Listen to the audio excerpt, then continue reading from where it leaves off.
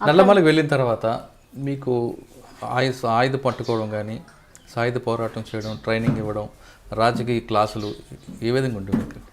అంటే కొత్తలో ఏం చేస్తారంటే ఫస్ట్ క్లాసులు అంటే ట్రైనింగ్ ఇస్తారు. ట్రైనింగ్ ఇచ్చినాక మళ్ళీ ఏం చేస్తారంటే ఆయుధాలు కూడా వాళ్ళ ప్రవర్తన బట్టి, వాళ్ళు ఉండే తీరు బట్టి, ప్రజల పట్ల వాళ్ళు వివరించే శైలిని బట్టి, వాళ్ళు నేర్చుకునే ఉద్యమం పట్ల నేర్చుకొని ప్రజలకు మళ్ళీ రేపు నాయకత్వం వహిస్తారా అని ఇవన్నీ కూడా పార్టీ నాయకత్వం అయితే పరిశీలించి నాకైతే 6 నెలలకే తుపాకీ ఇచ్చడం అని జరిగింది. 6 నెలలకే తుపాకీ ఇచ్చడం, సభ్యత్వం కూడా ఇచ్చడం జరిగింది.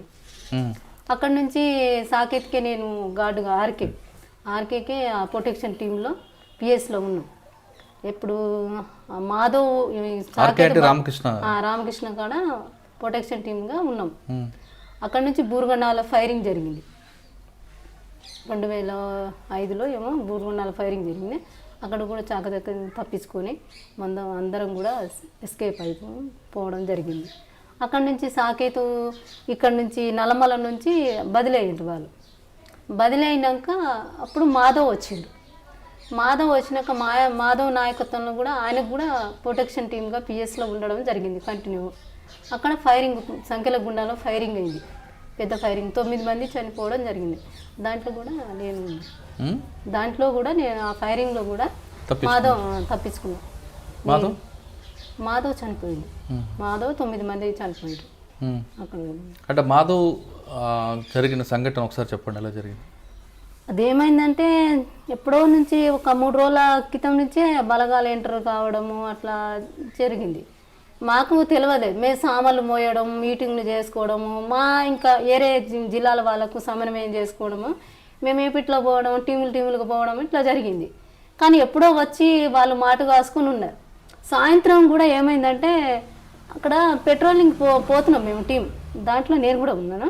పెట్రోలింగ్ పోతుంటే మనిషి లెక్క కనిపించింది. జీవన్ అనేట ఆయన, ఒక ముసిన ఆయన, మెదక్ ఆయన కమాండర్గా ఉన్నాడు. అప్పుడు మనిషి లెక్క కనిపించి వాళ్ళు పోలీసులు అనేసి సాయంత్రం మాకు డౌట్ వస్తే కూడా కాదు చెట్టు అది ఇది అనేసి కొద్ది చర్చ జరిగి అట్లా పడుకున్నాం. పొద్దున్న మేము పెట్రోలింగ్ పోయినాము, పెట్రోలింగ్ చేసి వచ్చినాము. పెట్రోలింగ్ అంటే ఎన్ని కిలోమీటర్లు తిరుగుతారు? ఇప్పుడు దగ్గర అయితే చాలా మా ఊరు అంత దూరం నుంచి తిరిగినాం. పోయి వచ్చినాక కరెక్ట్ 9:10కి ఫైరింగ్ స్టార్ట్ అయింది. 10:10కి ఫైరింగ్ స్టార్ట్ అయింది. కథం ఒక 15 గంటలే ముగిసిపోయింది. మా ఎమ్మటే రిటైర్డ్ అయ్యిండు మాధవ్. అక్కడి నుంచి ఒక టీం వచ్చి కొట్టేసింది. దాంట్లో నేను కూడా ఉన్నాను, ఒక ఎస్కేప్ అయినాము. మీరు ఎలా తప్పించుకున్నారు అప్పుడు? అట్లా అంటే ఫైరింగ్ చేసుకుంటే మేము కూడా తప్పించుకున్నాం. అంటే ఎలా కాషన్స్ ఏ విధంగా ఇచ్చేవారు? అందరికీ కాషన్ ఇచ్చిండు, కానీ ఇట్లా మొత్తం రౌండ్ చుట్టేసారు. రౌండ్ చుట్టేసినాక కొద్దిగానే మేము రిట్రీట్ అయిన దగ్గర అక్కడ కూడా ఉన్నారు. ఈ మాధవ్కి మేము కూడా ఇటు పోవద్దు, ఇటు మా దగ్గర రమ్మని చెప్పినాం. అటు పోతుండమే కొట్టేసింది ఆ టీము. కొద్దిగా మాకు ఒక దారి లాంటివి ఉండే, దాంట్లో నుంచి మేము వచ్చేసాం. అంటే ఎక్స్చేంజ్ ఆఫ్ ఫైర్లు జరుగుతున్నప్పుడు మీరు ఏ విధంగా వాళ్ళందరికీ ఇండికేషన్ ఇచ్చుకుంటూ పారిపోతుంటారు? పారిపోవడం అంటే కాషన్ ఇచ్చిర్రు, కాషన్ అడ్వాన్స్ అని చెప్పిండ్రు. ఎవరి కవర్లో వాళ్ళు పోయినాం, ఫైరింగ్ కూడా చేసినాం. రిట్రీట్ కాషన్ ఇచ్చినప్పుడు రిట్రీట్ అయ్యే క్రమంలో వాళ్ళు 9 మంది చనిపోవడం జరిగింది. ఆ తర్వాత మీరు ఎంతకాలం ఉన్నారు నల్లమలలో? 1 సంవత్సరం దాకా ఉన్నాం. అంటే మాధవ్ ఎన్కౌంటర్ తర్వాత మరి రివెంజ్ తీర్చుకుందామని మీరు ఏమైనా ప్లాన్ చేశారా? పోలీసుల మీద దాడులు చేద్దామా? అప్పుడైతే దాడి చేసినంత పరిస్థితి ఏం లేకుండే. కాకపోతే అక్కడ ప్రకాశం జిల్లాలో ఒక డివిజన్ కమిటీ ఉండే, ఆయన ప్రతాప్ అనేట ఆయన ఇప్పుడు సరెండర్ అరెస్ట్ అయ్యి ఇంటికి పోయి ఉన్నాడు. వాళ్ళ చెల్లెల పేరు పద్మ, ఆయన ఉన్నాడు. ఇంకా పెద్ద దాడులు చేసినంత శక్తి లేకుండే అప్పుడు. ఇంకా ఇప్పుడు ఇక్కడ నుంచి బలగాలకు ఏఓబీకి ఎట్లా పంపాలి, ఉన్న వాళ్ళకి ఎట్లా కాపాడుకోవాలన్నట్టుగా కమిటీ నిర్ణయం తీసుకుంది. అప్పుడు అందులో భాగంగా మీరు వెళ్ళారు? నేను సీదా ఏఓబీకి వెళ్ళాను. ఇప్పుడు నల్లమల్ల నుంచి ఏఓబీకి వెళ్ళక ముందు మీకు కూడా సమస్య ఉంది మీ ఊర్లో, భూ సమస్య. దానికోసం కూడా మీరు పార్టీలతో పాటు భూ సమస్య ఉంది, మీకు అన్యాయం జరుగుతుందని మీరు పార్టీలు వెళ్ళారు. మరి మీ నాన్నగారు ఆ సమస్య పరిష్కారం చేశారా? అది చెప్పినాము, కమాండర్కి చెప్పినాము, పార్టీకి చెప్పినాము. అంటే మనం వ్యక్తిగతంగా అక్కడ పార్టీలో పరిష్కరించుకునేది ఏముండదు, వ్యక్తిగతంగా కక్షలు తీర్చుకునేది కూడా పార్టీలో ఉండదు కదా. మనం చెప్తాం, కమిటీ ముందు చెప్పినాం. కమిటీ ముందు చెప్పినాక వాళ్ళు ఏమన్నారంటే కుర్మే ఇట్లా కమాండర్ ఉన్నారు, అక్కడ డీసీలో చర్చించుకొని, ఎడ్జెస్లో చర్చించుకొని ఇక లోకల్ కమాండర్ చెప్తే పరిష్కరిద్దామనేసి వాళ్ళు అనుకున్నారు. ఆ టైంలో నష్టాల మీద నష్టాలు, కుర్మయ్య చనిపోవడం జరిగింది. తర్వాత ఇక్కడ కూడా ఫైరింగ్ జరిగి ఇక్కడ నలుగురు చనిపోయింది. మా బావి దగ్గరే జరిగింది అది. అక్కడ నలుగురు చనిపోవడం జరిగింది. అట్లే కొంతమంది రిట్రీట్ అటు ఓబీకి రిట్రీట్ చేయడం జరిగింది. అంటే మీరు అడవుల్లోకి వెళ్ళారని తెలిసిన తర్వాత మీ ఎవరైతే ఇబ్బంది పడుతున్నారో వాళ్ళు దారికి వచ్చారా లేదా ఇంకా రాలేదు? ఇంకా రాలేదు, ఇప్పుడు కూడా నడుస్తుంది అది. మన ఎస్పీ సార్ దగ్గర కూడా పోయింది అది భూమి పంచాయతీ. ఏం జరగదు. ఏం చదువుకున్నాం మనం అసలు? నేను అప్పుడు ఇంకా 2వ తరగతి 3వ తరగతి ఇలా చదువుకున్నాను, కానీ పెద్దగా అప్పుడు చదువుకోలేదు. ఆట ఆడడానికి పోయినాను, కానీ అంత పెద్దగా ఏం చదువుకున్నాను, పాటలు చదువుకున్నాను. సాధారణంగా మావోయిస్ట్ పార్టీలకు అంటే అప్పట్లో పీపుల్స్ వార్ పార్టీకి వచ్చిన వాళ్ళందరూ కూడా చదువు రాని వాళ్ళందరూ ఉండేవారు, చదువుకున్న వాళ్ళు మహిళలు ఎక్కువ లేరు అనేది వాస్తవం అంటారా? అప్పుడు అంటే ఆదివాసులకైతే చదువు లేదు అక్కడ.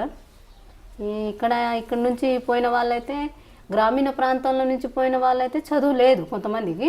చర్చలప్పుడు చాలామంది వచ్చారు కానీ కొంతమంది నిలబడడం జరిగింది, కొంతమంది రిట్రీట్ అవ్వడం జరిగింది, ఇళ్ళలో పోవడం జరిగింది. దాని కారణం ఏమనుకోవచ్చు రిట్రీట్ అవ్వడం అంటే? ఇప్పుడు నిర్బంధం, నల్లమల్లలో చిన్నగా నిర్బంధం పెరుగుతుంది. ఒక ఫైరింగ్ తర్వాత ఒక ఫైరింగ్ అవుతుంది. క్యాడర్స్ అమరులు అవ్వడం జరుగుతుంది, రిక్రూట్ లేకపోవడం జరుగుతుంది. చర్చల కాలంలో వచ్చిన వాళ్ళు కూడా సరైన రాజకీయాలు వాళ్ళు ఎవరో మన పార్టీ బోధిస్తుంది, దాంట్లో మనం వంట పట్టించుకొని మనం ప్రజల కోసం పని చేయాలి అనేసి ఒక స్పిరిట్తోని పని చేసిన వాళ్ళు ఏమో గట్టిగా మన దాకా నేను నిలబడి వచ్చినాను ఇక్కడ. అట్లా నిలబడతారు. లేకుంటే ఈ కష్టాలతోని ఎందుకు అనుకున్న వాళ్ళు రిటర్న్ వచ్చారు. అంటే చర్చల సమయంలో పార్టీలకు వచ్చిన వాళ్ళు చదువుకున్న వాళ్ళు ఎక్కువ మంది వచ్చారు, చదువు రాని వాళ్ళు ఎక్కువ మంది వచ్చారు. ఎందుకు చదువుకున్న వాళ్ళు ఎందుకు అంటే గ్రామీణ ప్రాంతం నుంచి కొంతమంది అంటే చర్చలో కొంత పాటలకు ఆకర్షితుల అట్లా అయిన వాళ్ళు కూడా వచ్చిండ్రు, కొంతమంది చదువుకున్న వాళ్ళు కూడా వచ్చిండ్రు. మరి చదువుకున్న నిలబడ్డారా వాళ్ళు? నిలబడ్డారు కొంతమంది. ఇంకా సాధారణంగా చిన్న బాల్య వివాహాలు జరగడం లేదా గృహహింస, ఈ 2 కారణాలు ఇంటి నుంచి పారిపోయిన వాళ్ళు ఎక్కువగా పార్టీలకు వస్తుంటారు, అది వాస్తవేనా? వాస్తవమే.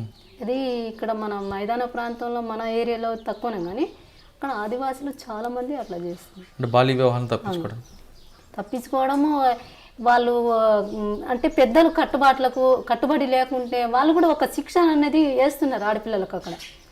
అది కూడా భరించలేకనే వస్తారు వాళ్ళు కూడా. అట్లా ఉద్యమంలో అక్కడ ఆదివాసులు అయితే ఇప్పుడు విశాఖలో, ఇక్కడ ఒడిశా, అక్కడైతే ఛత్తీస్గఢ్ అట్లయితే ఎక్కువ మంది ఇలాంటి చిన్నప్పుడు పెళ్ళిళ్ళకు వ్యతిరేకించి, అమ్మ నాన్నకు వ్యతిరేకించి పార్టీలో వచ్చి ఉద్యమంలో పనిచేయడం కూడా జరుగుతుంది. అంటే అటువంటి ఆ విధంగా కారణాలతో పార్టీలకు వచ్చిన వాళ్ళ పట్ల పార్టీ గౌరవంగా ఉంటుందా లేదా చులకంగా చూస్తారా? అంటే మొత్తం చూసుకుంటే మహిళల పట్ల అయితే చాలా గౌరవంగా ఉంటుంది, వాళ్ళకు స్వేచ్ఛ ఇస్తుంది, మాట్లాడే హక్కు ఉంటుంది, నాయకత్వంగా కూడా వాళ్ళకి ఎదిగించుకోవాలనేది అయితే పార్టీ లీడర్షిప్ అయితే వాళ్ళకు. అంటే పార్టీలో మహిళా సాధికారత జరుగుతుంది అంటారు, కానీ కొంతమంది పోలీసులు చెప్తుంటారు పార్టీలో మహిళల పట్ల లింగ వివక్ష ఉంది, వాళ్ళ పట్ల చిన్న చూపు ఉంటుంది, వాళ్ళకి శారీరక మానసికంగా వేధిస్తుంటారు అన్నది వాస్తవం? అది అట్లేదు మహిళలే.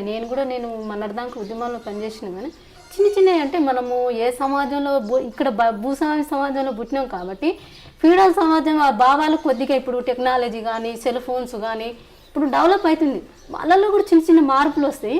అట్లానే నేను మొత్తము అంటే మహిళలకు చిన్న చూపు చూసుకొని వాళ్ళ వాడుకొని బయట లెక్క వదిలేయడము, అట్లా వాళ్ళకు వీజ్ చేసుకొని చేయడము, అంటే అసభ్యకరంగా ఉండడం అయితే మహిళల పట్ల ఉండడం అయితే పార్టీలో అట్లా జరగలేదు. చిన్నవి ఉన్నాయి, ప్రతి వ్యవస్థలో ఉన్నట్లు ఉంటాయి చిన్న అది పెద్ద సీరియస్ స్థాయిగా నైతికంగా ఉన్నాయి, లేవని నేను చెప్పట్లేదు, ఉన్నాయి. వాళ్ళ మీద చర్యలు తీసుకుంటుంది, ఏసీ అయినా కానీ వాళ్ళకి డిమోట్ చేస్తుంది, పెద్ద నాయకత్వం ఉన్నా కానీ ఒక పాలసీ ఉంటుంది, వాళ్ళ మీద చర్యలు తీసుకొని డిమోట్ చేసి హెచ్చరిస్తుంది, సీరియస్గా హెచ్చరిస్తుంది.